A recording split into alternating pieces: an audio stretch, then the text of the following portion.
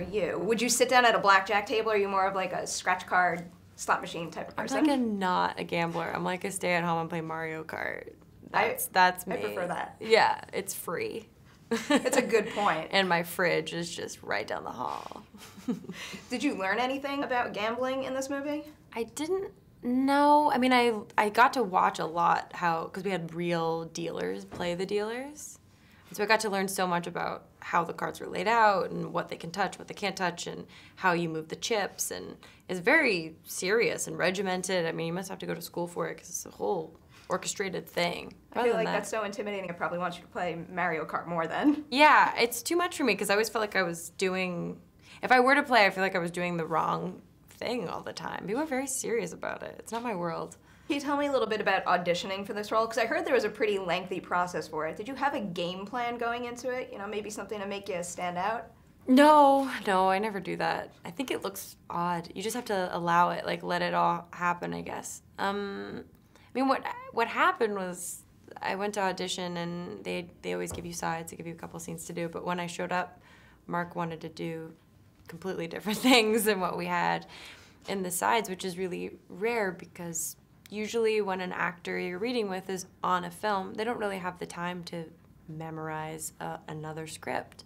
But he had already signed on to this movie and he's so dedicated, he was reading the script for The Gambler every morning, even while shooting Transformers.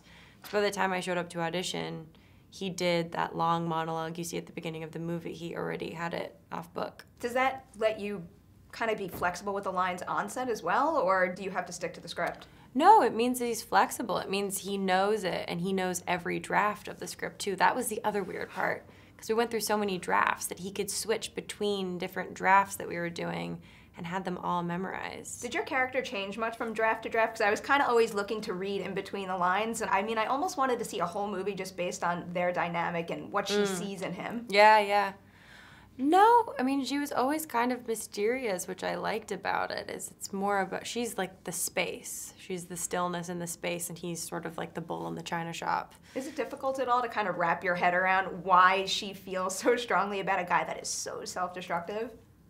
No, I mean, I think we all do that. Don't you feel like you've done that? Yeah, I guess I'd have to admit that. Yeah, Just a little it's not bit. really our choice, I don't think. But I don't think I really don't even think that he's like the bad guy. I think he's created complications like we all do. We find ways to get in the way of ourselves. It's a tough thing to recognize that the only thing stopping us from who we want to be is us. And before we have to wrap up, can you tell me a little bit about what you're doing next? I know you're working with Lenny Abrahamson on something, and after Frank and going to what that is, I mean, it's two polar opposite types of movies, so yeah. How has that been? It's been great. We're next week, well, we finish on Tuesday. Oh, wow.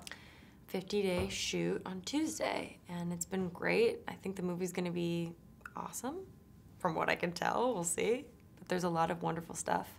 And I have a film coming out called Trainwreck next year that Judd Apatow directed and is written and starring Amy Schumer.